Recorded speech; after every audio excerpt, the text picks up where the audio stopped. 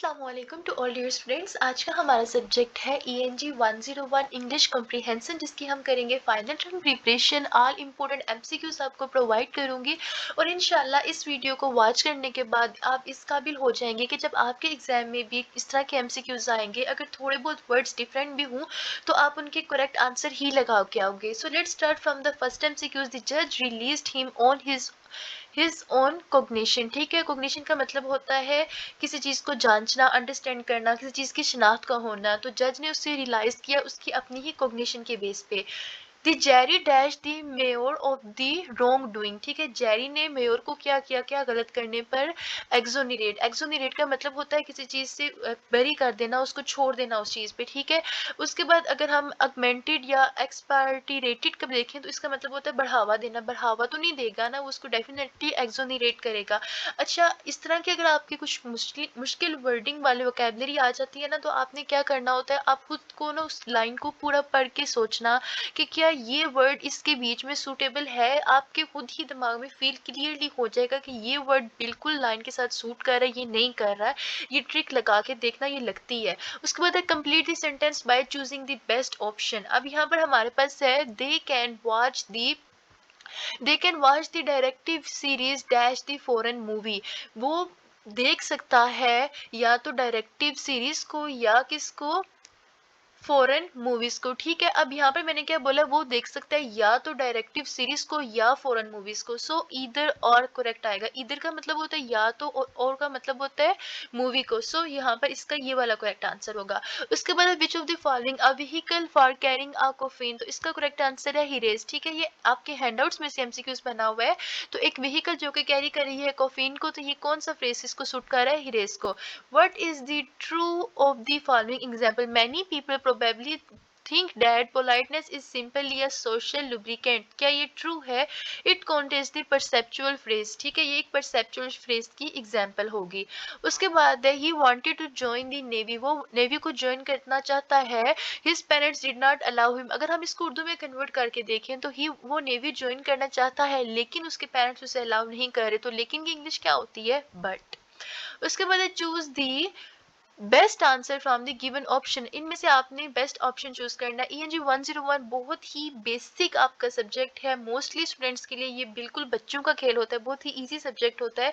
लेकिन अगर आप थोड़ी बहुत प्रैक्टिस कर लो ना, तो प्रैक्टिस से आपको क्या होगा कि आपने सुना होगा practice makes man perfect. Practice से आप ज्यादा अच्छे मार्क्स गेन कर पाओगे। ठीक है, the people screamed dash run in the different directions when the lorry crashed into the roadside। ठीक है, people screamed dash run in different directions। लोग जो थे वो चले गए और दूसरी तरफ। ठीक है, the people screamed और रन इन डिफरेंट, लोग स्क्रेम्ड हो गए और दूसरी तरफ दूसरी डायरेक्शंस में रन हो गए। ठीक है, सो और का क्या मतलब आएगा, एंड। ठीक है, तो आपने इसका एंड आंसर करेक्ट लगाना है। उसके बाद choose the best answer from the given option. अब देखो, she employs a maid to do. उसने एक मेड को कहा कि dash the cooking washing for her family. उसने कहा एम्प्लॉयज को कि वो दोनों करे, कुकिंग भी करे और जो है वो वॉश करे। अब कुकिंग का दोनों मतलब बोथ आगे। ठीक है, वो दोनों करे, कुकिंग भी और फैमिली भी। ठीक है, सो और दोनों का मतलब हम लोग बोथ लगाएंगे और washing the her family clothes and. ठीक है, और करे। उसके बाद हमारे पास नेक्स्ट MCQs है जी, identify the correct sentence with properly placed commas. अब हमने यहाँ पे देखनी है पंक्चुएशन। ठीक है, तो ये जो कॉमा होता है ना स्टूडेंट्स, इसका मतलब होता है कि हमने जब एक लॉन्ग लिस्ट डिफरेंट वर्ड्स की प्रोवाइड करनी हो ना, तो फ्रेज के अंदर हम उसको कॉमा के जरिए बताते हैं कि ये इलादा इलादा है। ठीक है, उसके बाद ये होता है एक एक्सप्लेनेशन मार्क, इसको ये वाला जो होता है। ठीक है, इसका इस्तेमाल पंक्चुएशन में किया जाता है किसी भी गहरे जज्बे का इजहार करने के लिए। जैसा कि हम बोलते हैं थैंक यू, थैंक यू हमारी एक प्यारी सी फीलिंग होती है, तो आगे हम ये एक्सप्लेनेशन मार्क लिख देते हैं। लेट्स सपोज हम लोग बोलते हैं अस्सलाम वालेकुम, तो अस्सलाम वालेकुम के सामने भी हम इसको लगा देते हैं। तो ये एक दुआ होती है ना, तो एक स्पेसिफिक चीज के लिए इस्तेमाल होता है। अगर हम बात करें इस तरह के कोई भी वर्ड हम पूरा लिख के ना, उसके बाद एप्सिस्ट्रॉफ को लगा देते हैं और आगे एस लिख देते हैं। ठीक है, तो इसका मतलब होता है कि लेट्स सपोज मैं लिख देती हूँ, किसी का नाम लिख देती हूँ कायदे आजम्स। ठीक है, कायदे आजम्स प्रॉपर्टी। तो मैंने एक रैंडमली वर्ड बोला है। ठीक है, like Quaid-e Azam is not a random word, is a proper name, लेकिन एक वर्ड प्रॉपर्टी के लिहाज से बोल रही हूँ मैं। सो कायदे आजम प्रॉपर्टी के लिए मैं क्या बोलूँगी, एस लगा दिया, मतलब कायदे आजम की प्रॉपर्टी, तो ये एस इसलिए इस्तेमाल होता है काकी के लिए, किसी भी प्रॉपर नेम के साथ, यानी कि प्रॉपर साउंड्स जो होते हैं उनके साथ, कॉमन के साथ नहीं होता है ये। To student obviously obviously prank stars, मतलब यहाँ पर एक लाइन मुकम्मल हो गई, कम हो गया, replace the child in the classroom with sticks of the white chocolate. ठीक है, अगर यहाँ पर हमारे पास पंक्चुएशन में कुछ और एक्सप्लेन करना चाहूँ तो ये होता है हाइफन। ठीक है, ये जो लाइन होती है ना हाइफन, इसका बेसिकली मकसद होता है दो लफ्जों को जोड़ने के लिए। अब देखो मैं यहाँ पे लिख रही हूँ रोल, ठीक है, ये मैंने लिखा है यहाँ पे रोल। ठीक है, तो रोल नंबर होता है ना, लेकिन डिफरेंट डिफरेंट ये दोनों दो डिफरेंट फर्क है। ठीक है, सो इसको मैं ऐसे लिखूंगी रोल नंबर। ठीक है, इस तरीके से। तो ये मैंने बीच में हाइफन डाल दी, बेसिकली दो वर्ड्स का एक दूसरे के साथ कनेक्शन शो करने के लिए हाइफन का इस्तेमाल होता है। उसके बाद हमारे पास होता है क्वेश्चन मार्क, उसका तो आपको पता ही है। अगर नेक्स्ट कोई स्पेसिफिक आए तो मैं आपको वो भी एक्सप्लेन कर दूंगी। उसके बाद है filling the blanks with appropriate verb given below. यहाँ पर आपने फिलिंग द ब्लैंक्स करनी है। Dash in his grand opus Rimsky Korshkov 6 times delete with fantastic and but twist with real and historical subjects. It will be observed that ये अब देखो observing that when जब उसके ग्रैंड पेरेंट्स जो है वो देखेंगे कि वो जो ये पर्सन है इसके 6 टाइम्स डिलीट होंगे फंटेस्टिक, लेकिन वो अब देखें वो लेकिन with real and historical subjects के साथ विज करेगा, तो वो एक उनकी ऑब्जर्वेशन हो रही है, तो it will be observe that, इसका करेक्ट आंसर होगा। व्हेन विल बी, व्हेन तो आएगा ही नहीं, विच भी नहीं आएगा, सो ऑब्जर्विंग दैट व्हेन नहीं, व्हेन को पहले होना चाहिए, so it will be observe that. Then students हमारे पास नेक्स्ट एमसीक्यूज है Guinevere and Lancelot who can be considered archetypal betrayers. ठीक है, आर्केटाइपल बैटरियार्स, बैटरियार्स का मतलब होता है किसी को, यानी कि गद्दार लोग जो होते हैं। उसके बाद है आर्केटाइपल मतलब कि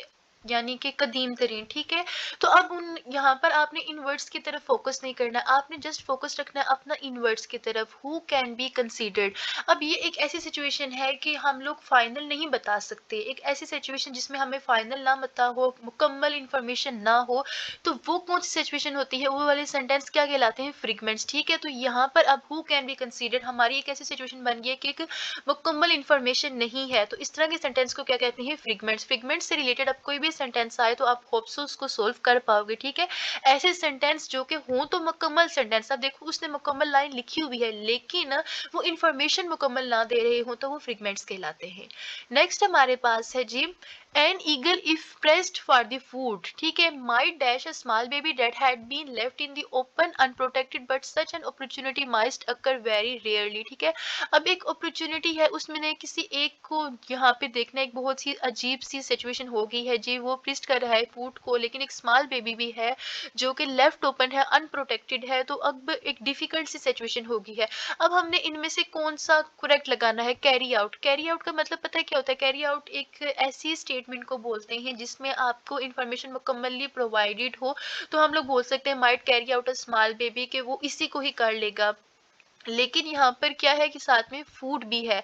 अब कैरी ऑन विद तो दोनों चीजों को तो एक साथ नहीं लेके जा सकते, ना ही वो बच्चे को बचा सकते ना ही वो फूड को साथ लेके जा सकता है। कैरी ऑफ क्या होता है कि ऐसी डिफिकल्ट सिचुएशंस जिनमें से हमारे पास यानी कि अपॉर्चुनिटी हो कोई एक काम करने के लिए, मुकम्मल हम लोग काम को सर अंजाम ना दे सके, तो कैरी ऑफ वर्ड हम यूज करते हैं। कैरी थ्रू का मतलब होता है के जरिए, अब जरिए तो नहीं हो सकता ना बच्चे के बीच में और फूड के बीच में। हमारे पास यहाँ पर कैरी ऑफ करेक्ट आंसर होगा कि एक अपॉर्चुनिटी है, दोनों में से किसी एक को हमने देखना है कौन सी अकर हो सकती है, तो इसमें करेक्ट आंसर होगा कैरी ऑफ। अब नेक्स्ट है दी Scottish Parliament has appointed Mr. Mailey to an assessment of the current cost estimate। अब यहाँ पर पार्लियामेंट ने एक इंसान को अपना असेसमेंट रख लिया है। ठीक है, अब ये एक मुकम्मल सिचुएशन होगी ना, तो यहाँ पर मैंने कैरी आउट आंसर लगा दिया। कैरी आउट का मैंने क्या बताया था, कैरी आउट मैं इसलिए इस्तेमाल करूंगी जहाँ पर सेंटेंस मुकम्मल हो, हमारे पास इंफॉर्मेशन मुकम्मल हो, लेकिन कैरी ऑफ जहाँ पर मुकम्मल ना हो, एक डिफिकल्ट सी सिचुएशन हमारे लिए बन जाए। यहाँ पर ये वैसे वर्चुअल यूनिवर्सिटी वालों ने एमसीक्यूज ये बनाए हुए हैं, मेरे मुताबिक हमें यूनिवर्सिटी में एटलीस्ट इतना होना चाहिए कि नाम जो है वो पाकिस्तानी लोगों के ही इस्तेमाल करें और जगह भी पाकिस्तानी ही हों, but I don't know why is this.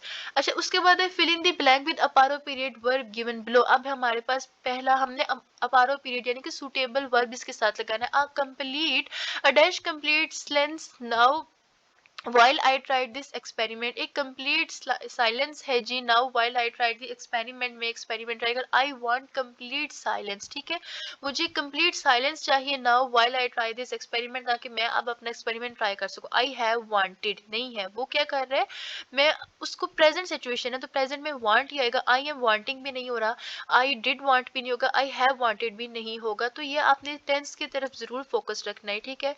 तो यहाँ पर जस्ट सिंपल है I have complete silence now while I tried this experiment. I have completed silence now while I want complete silence now while I try this experiment. I have wanted complete silence now, नहीं नहीं ये नहीं होगा। I did want नहीं, I am wanting, I want ही correct answer है। उसके बाद है fill the gap by choosing the best answer. European cuisine, cuisine बोलते हैं खाने को, ठीक है। European cuisine always dash a sense of nostalgia and romance like running into an old flame. तो इसमें क्या होगा, ऑलवेज क्या है, ऑलवेज इवोक्स करता है, ठीक है, इवोक। स्टूडेंट हमारे पास नेक्स्ट एमसीक्यू है, which one of the following beautiful things about Jakarta is it's dash wealth from both with in the with archipelago and around the world। अब स्टूडेंट्स यहाँ पर यूनिवर्सिटी वालों को चाहिए कि वो पाकिस्तान से रिलेटेड वर्ड्स ही यूज़ करें ताकि हमारे लिए समझना इजी हो। तो चलें जी, कोई बात नहीं। जकार्ता एक जगह बहुत ही खूबसूरत जगह है, तो वो अपनी किस चीज़ की वजह से ज़्यादा मशहूर है। अब हमें गेस करना है कि यहाँ पे से कौन सा करेक्ट आंसर आएगा। अब कॉर्नरी है, कॉर्नरी का क्या मतलब होता है, ये हमारी ह्यूमन बॉडी से रिलेट करते हैं, सुना होगा ना, हार्ट कॉर्नरीज एक्सेट्रा।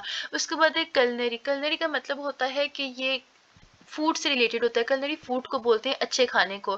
क्यूशनरी, क्यूशन सुना होगा ना, क्यूशंस, तो क्यूशंस का मतलब होता है एहतियाती तदबीर। तो हस्ती, हस्ती का मतलब होता है जल्दी जल्दी। सो यहाँ पर wealth from both with in the around and, अच्छी एक जगह है जहाँ पर ये किस चीज़ से ज़्यादा मशहूर है, अपनी अच्छे खाने की दौलत की वजह से, ठीक है, ये खाने की वजह से ही हो सकता है। So culinary is the correct answer.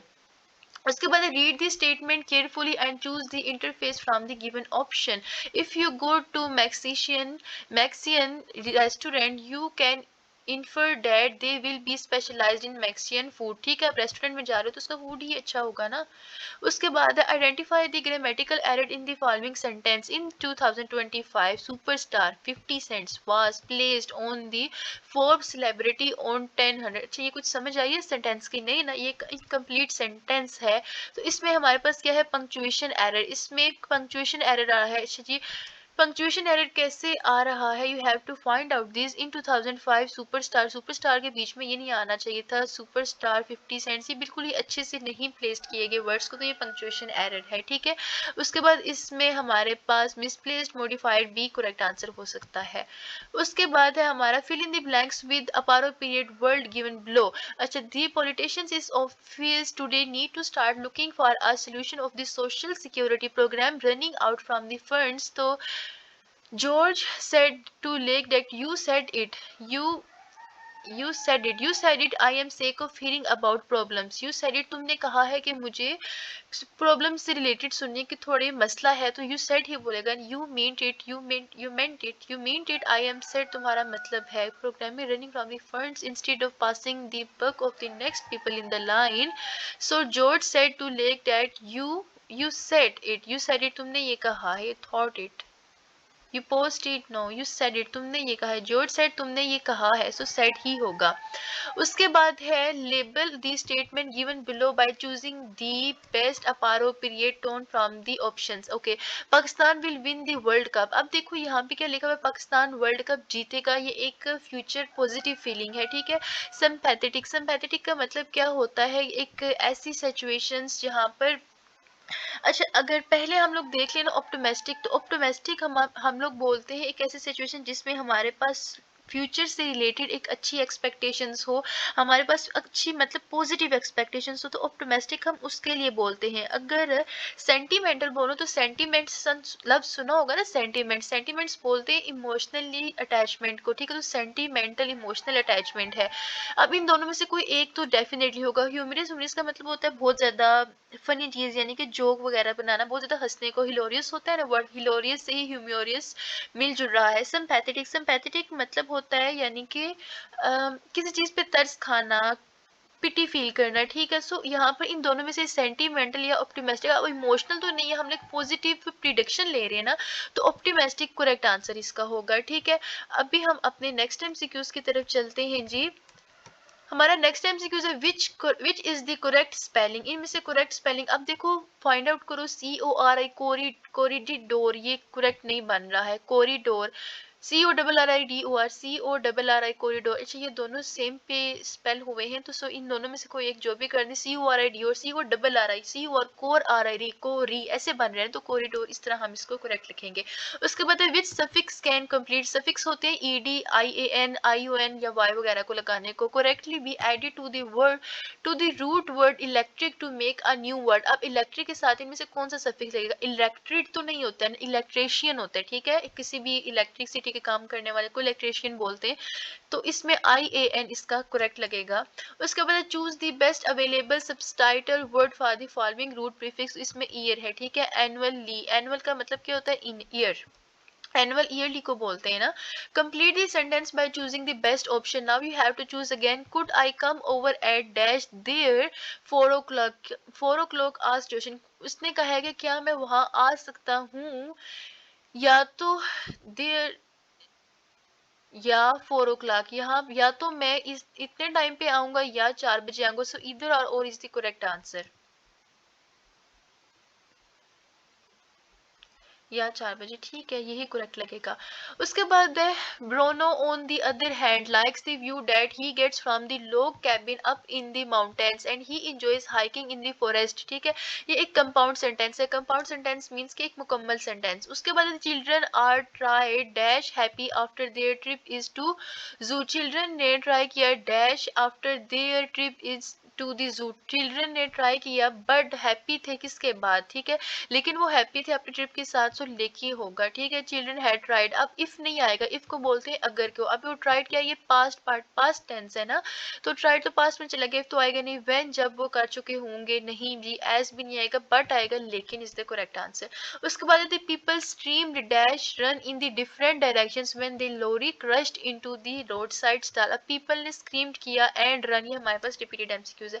Identify the sentence with properly placed commas, अब यहाँ पे देखो कॉमा मैंने किस लिए बताया था, कॉमा का इस्तेमाल हम लोग किसी भी करते हैं जब हम लोग कोई लफ्ज कोई जुमला बोल रहे हो ना, तो हमने उसे स्टेप बाय स्टेप यानी कि थोड़ा थोड़ा रुक के बोलना होता है। सो अनलाइक अदर ईयर्स, दूसरे सालों की तरह, फिर यहाँ पर हम लोग एक सेकंड, बिल्कुल सेकंड से भी कम टाइम के लिए स्टॉप होते हैं, उसके बाद बोलेंगे we have an early spring I expect this year, तो यहाँ पर unlike other years we will have an early spring I expect this year।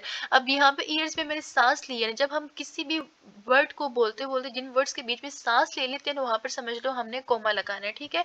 तो अगले सेंटेंस में मैंने सांस नहीं ली है, तो यहाँ पर ये एक करेक्ट सेंटेंस इस तरह बनता है। उसके बाद identify the correct sentence with properly placed commas, अब यहाँ पे देखो one toothpaste according to expert is generally the same as another, one toothpaste according to the expert, अब देखो toothpaste, I think this one will be the correct answer, नीचे वाला नहीं होगा, आप इसको खुद प्रोनाउंस करके आप इसको करेक्ट कर सकते हो। उसके बाद है एयरपोर्ट एक्सरेज, अच्छा जी, एयरपोर्ट एक्सरे डिवाइस जो है वो डिजाइन होनी चाहिए more carefully in order to detect the more suffocated forms and explosive materials that are now pronounced, okay. So airport x-ray device must have been design, ठीक है, must have been, had been, और have been का मतलब जो काम हो चुका होता है उसको बोलते हैं must, must be, must have been. So x-ray devices must have been, जरूर तो जरूर ही साथ लगेगा ना, must have been designed more carefully, ठीक है। तो हैव बीन इस तरीके से करेक्ट आंसर आएगा। Whereas no one could believe that she had married him it is the sentence fragment. ठीक है, अब देखो फ्रिगमेंट दोबारा से आके मैंने इसका क्या बोला था, there's no one could believe that she had married him, there's no one कोई भी यकीन नहीं करेगा। अब देखो एक ऐसी सिचुएशन हो गई है कि सेंटेंस तो मुकम्मल है लेकिन फिर एक ऐसी सिचुएशन आ गई है कि हम लोग एक प्रॉपर राय नहीं दे पा रहे हैं, तो एक फ्रिगमेंट हो गई है। उसके बाद है get tired fill in the blanks with appropriate verb. अब देखो get tired answering the same question every day. ठीक है, एक सवाल का जवाब देते देते हम लोग रोज थक गए। डू यू एवर, क्या तुम ऐसा करते हो जी। Had you ever, have you ever. अब देखो हैव है, ठीक है, हैव किसके लिए, हैव और हैड। डू तो बिल्कुल भी नहीं आएगा और आर बिल्कुल भी नहीं आएगा, क्यों, क्योंकि टायर्ड लफ्ज लिखा हुआ है। तो टायर्ड किसके लिए होता है, पास्ट में होगा, तो हैड और हैव दोनों हम लोग पास्ट में लगाते हैं। ठीक है, have you ever tired, have had जो है वो सिंगुलर के लिए इस्तेमाल होता है, लेकिन have you, I we they you, ठीक है, आई वी दे यू के साथ याद रखना हमेशा हैव लगता है और ही शी इट के साथ हैड लगता है। अब मैं पूछ रही हूँ किसी से, तो यहाँ पे अगर मैं इसको प्रेजेंट में कन्वर्ट करूँ तो क्या बोलूँगी मैं, यू गेट एवर टायर्ड, तुम आगे यू मैंने लगा दिया, तो मैंने क्या बोला कि आई वुड दे यू, जब पास्ट में जाएगा तो उसके साथ हैव लगेगा, तो हैव इस तरीके से करेक्ट आंसर इसमें आएगा। Have you ever try to answering the same question every day. उसके बाद नेक्स्ट क्वेश्चन है हमारे पास, कैरी ऑन कैरी आउट मैं ऑलरेडी एक्सप्लेन कर चुकी हूँ, so not gonna explain this again. उसके बाद animals and humans use the evaporation of water to carry away. अब अवे क्या है कि हम लोग एवेपोरेशन ऑफ वाटर का इस्तेमाल क्यों करते हैं, ताकि हम हीट कर सकें। एवेपोरेशन ऑफ वाटर पसीने को बोलते हैं, to absorb from the sun of generated by metabolic. So carry away पसीने को दूर करने के लिए, कैरी अवे मतलब किस चीज को पीछे करने के लिए इस्तेमाल होगा। उसके बाद है Tom was arrested on Friday. Tom जो था वो फ्राइडे को अरेस्ट हो गया था। 6 मंथ लेटर, 6 महीने बाद ही received a sentence of 10 years in prison of dealing with dash drugs. ठीक है, डैश ड्रग इलिसिट, इलिसिट इसमें करेक्ट होगा आंसर। उसके बाद हमारे पास है फिल इन द gap by choosing the best आंसर। Middle Eastern restaurants often have a way of wishing you away to a far off land by balanced dinners, exotic spices and dash drinks, so intoxicating। ठीक है, अब देखो एंटीसाइटिंग, toxic है ना, toxic लफ्ज से भी हम क्लियर कर देंगे ड्रिंक है। ठीक है, ड्रिंक है, अब खुद ही इसको समझने की कोशिश करो। तो ड्रिंक है तो टॉक्सिक ही होगा ना, ड्रिंक से इनमें से कोई भी वर्ड नहीं आएगा, सो इस तरीके से ये करेक्ट आंसर बनेगा हमारे पास। उसके बाद है जी, comparing the two essays on space exploration, that's argument is more convincing in alters. अच्छा, डैंगलिंग मॉडिफायर्स में जब हम लोग दो चीजों को एक दूसरे के साथ कंपेयर कर रहे होते हैं ना, तो डैंगलिंग मॉडिफायर होता है। एक स्टूडेंट ए है, एक स्टूडेंट बी है, दोनों ही डॉक्टर हैं, हम दोनों की परफॉर्मेंस को कंपेयर कर रहे हैं, तो ये एक इस तरह के जो सेंटेंस होते हैं उन्हें डैंगलिंग मॉडिफायर बोलते हैं। अब इनमें से कोई भी आपके पास बन गया ना अपने पास, तो डैंगलिंग मॉडिफायर की डेफिनेशन अब आपको पता है। ठीक है, उसके बाद I like James, he is quick on dash, you only have the tell that के I have to do something once. He is quick on uptake you, ठीक है, अपटेक, इनटेक भी आ सकता है, सेकंड टेक नहीं हो सकता, टेक नहीं हो सकता, सो अपटेक होगा, तुम्हें ऊपर उठाएगा, इन नहीं होगा। ठीक है, so uptake will be the correct answer. उसके बाद है fill in the blank with a appropriate position. The teacher compared the poet dash a bird. Teacher ने कंपेयर किया है पोएट को बर्ड के साथ। ठीक है, सो विद का मतलब क्या होता है, साथ, ऑफ तो मतलब काकी की होता है, टू जो है इसका मतलब होता है से, विद मतलब साथ। ठीक है, पोएट के साथ कंपेयर किया टीचर ने। Which is not a synonym of the world relationship. इनमें से कौन सा ऐसा वर्ड है जो कि वर्ल्ड रिलेशनशिप का सिनोनिम नहीं है, so homology is the correct answer. So felicitations भी है, निसेंस भी है, कोग्नेशंस भी है, ये सारे जो है वो रिलेशनशिप के साथ मिल रहे हैं, लेकिन जो होमोलॉगी है ना वो टोटली डिफरेंट वर्ड है। बिल्कुल हम इसको कैसे कर सकते हैं, क्योंकि होमोलॉगी जो है वो बायोलॉजी से रिलेट कर रहा है, तो इसलिए इसका ये करेक्ट आंसर नहीं होगा। उसके बाद है how vowel sounds are produce, this one is the most important MCQ. इसके वोवल साउंड किस तरह प्रोड्यूस होते हैं, there are pronounced without any obstructions in the mouth, बिल्कुल। उसके बाद they are produced by combining two vowel sounds, दो vowel sounds को भी कंबाइन करके बनते हैं, so both A and B are the correct answer. If you are coming tonight could you bring dash some CDs. अब वो पूछ रहा है ब्रिंग के साथ क्या आएगा, ब्रिंग ऑन। ब्रिंग ऑन, तो ऑन का मतलब होता है पे, ठीक है, उर्दू में ऑन का मतलब होता है पे, इन का मतलब होता है इन। तो ब्रिंग इन या ब्रिंग ब्रिंग पे तो नहीं होगा ना, लेके पे आ जाना, या इन तो बिल्कुल नहीं। अब ओवर या अप में से देखने, ब्रिंग ओवर, ओवर का मतलब होता है, ब्रिंग ओवर तब इस्तेमाल हम करेंगे हम किसी चीज को एक दूसरे के साथ कंपेयर कर रहे हो, ठीक है। जब ब्रिंग अप का मतलब होता है कि अपने साथ ले आना, उठा लाना, ठीक है, ब्रिंग अप उठा लो उससे, ठीक है। सो अप मतलब उठा है ना, इसलिए हम बोलेंगे ब्रिंग अप सम सीडीज। उसके बाद है complete the following sentence by choosing the correct answer. The lab technicians went through the titration process with dash cars modern, ठीक है, ये मॉडर्न से निकला है तो इसीलिए करेक्ट आंसर होगा। उसके बाद है mister James can not speak English. Mister James को इंग्लिश नहीं आती। He can speak mandarin well, very well, ठीक है।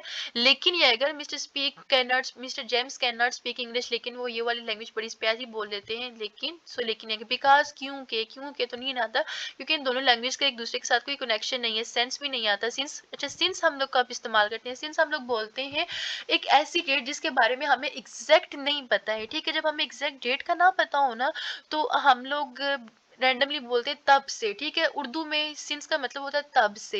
मैं बोलती हूँ लाइक मैं स्टडी कर रही हूँ वर्चुअल यूनिवर्सिटी में 5 साल से। I am study on the virtual university since 5 years, ठीक है।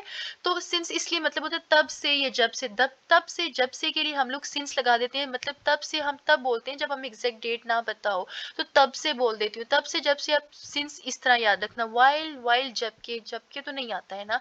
सो बट ही करेक्ट आंसर होगा डिफरेंट वे में। उसके बाद है we are required to sit only one paper, we can sign in up for dash the machines paper. Okay, so या तो हम इसको साइन कर रहे हैं या तो इधर और, ठीक है। अच्छा, अगर यहाँ पे नीदर आ जाए, आइदर का मतलब तो होता है ना, आइदर का मतलब होता है या तो, नाइदर मतलब ना तो, ठीक है। आप ट्रांसलेशन में अगर आपको ऐसे एमसीक्यूज आ गया जिसमें ना तो आप समझ रहे हो कि ना तो आए, या तो की जगह ना तो आप उर्दू में कन्वर्ट करके समझ सकते हो ना, तो ये इस तरीके से समझ लेना। और नोर, नोर का मतलब भी हमेशा समझ लिखना, नीदर और नोर में फर्क होता है। नीदर मतलब कि ना तो, नोर का मतलब होता है ना ही। अब ना तो और ना ही आपने कहा लगाना, ये तो आप क्लियरली समझ सकते हो। उसके बाद children at the deaf mute centre can dash here speak neither, ना तो वो सुन सकता है और बोल भी नहीं सकता, ठीक है। अब इसमें करेक्ट आंसर ना तो और ना ही। आप समझ रहे हैं, नीदर और नोर है, ना तो और ना ही, तो ये देख लो, नीदर और नोर दोनों ही करेक्ट आंसर आ गए, ठीक है। नाइदर भी बोलते हैं इसको, कुछ लोग नीदर बोलते हैं, कुछ लोग नाइदर बोलते हैं। सो चिल्ड्रन, ये ना तो बोल सकते हैं और ना ही, ना तो सुन सकता है ही मतलब ना तो सुन सकते हैं ना ही बोल सकते हैं। सो नीदर एंड नोर दोनों इस तरीके से करेक्ट होंगे। उसके बाद identify the correct sentence with properly placed commas. आपके कॉमा वाले भी आप खुद से कर सकते हो। The problem with making decisions based upon emotions, he argued. अब देखो ही अर्ग्ड के लिए मैंने सांस ली है, इज डैट द साउंड। अब इसको खुद ही आप प्रैक्टिस करके करेक्ट कर सकते हो। उसके बाद what is the true of the following sentence, nevertheless crow flew. क्या, या तो, नेवरदलेस का मतलब होता है या तो, ठीक है, या तो लेकिन के लिए भी हम नेवरदलेस इस्तेमाल कर सकते हैं, फर्दर मोर के लिए भी कर सकते हैं। तो एक मुकम्मल सेंटेंस नहीं है, it is the sentence fragment. Fill in the blank with the appropriate verb given, she dash working on the manuscript for 2 years। She is working definitely आएगा इज, ठीक है। शी इज वर्किंग मतलब कि अभी कर रही है, still जारी है, तो ये इसीलिए प्रेजेंट में आएगा। हैज और हैड मैंने आपको बताया पास्ट में आएगा, विल फ्यूचर में आएगा, लेकिन फ्यूचर तो है नहीं है, ये कर रही है, तो इसीलिए इज आएगा। Fill in the blank with the appropriate verb. अच्छा, she dash on trying to pass her driving test but fails every time, she keeps to try, ठीक है। शी हैड कीप्ड, अभी भी कर रही है तो हैड नहीं आएगा। शी इज कीपिंग जवा, ये तो बिल्कुल भी नहीं है। शी कीप्ड का मतलब होता है ये भी पास्ट में चला जाएगा। शी कीप्स जो है वो प्रेजेंट में आएगा, शी कीप्स ऑन ट्राइंग, ठीक है। उसके बाद है जी हमारे पास कैरी ऑन कैरी आउट, तो मैं आपको एक्सप्लेन कर ही चुकी हूँ। उसके बाद है brains friends drained him to the jump of the cliff into the awaiting lake below, but the initiative boy, लेकिन एक initiative boy था, the danger because he lacked looked so volar the usual, तो इसमें forwent ही correct answer आएगा, forwent boy होगा। A look of dash come over Nancy face, Nancy face के ऊपर कौन सी लुकअप आएगी, सो Nancy face के ऊपर एक disgust लुकअप होगी, ठीक है। डिस्कस तो नहीं आएगा, डिस्गस्ट, डिसवर्म, डिस्प्रेस इसका करेक्ट आंसर है student. American is a dash at the front of the race to become the world's most obese country. तो अमेरिकन जो है वो अनडिनाइएबली, ठीक है, अनडिनाइएबली नाकाबिले यकीन यानी कि इनक्रेडिबली।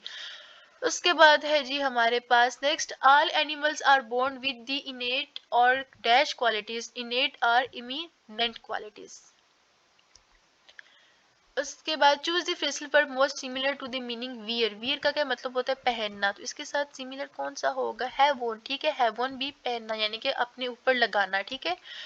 तो students ever since he married Jens he had new own dash, new rent तो होगा नहीं ना, न्यू लेस भी नहीं होगा, न्यू लोन भी होगा, न्यू टाइटल ऑन लाइफ होगा, ठीक है। जिंदगी में जब जब वो उससे जब जब वो मैरिड जेन, ही मैरिड जेन, जब तक उसने जेन से मैरिड किया, he had a new title of the life. Identify the correct error of the following sentence. उसमें क्या है जी, our society's sensation while celebrities live in is related to the recent incident। Subject verb agreement ही है जी। Punctuation error इसमें कहीं है, okay. Pronoun addition agreement, अच्छा इंसिडेंट्स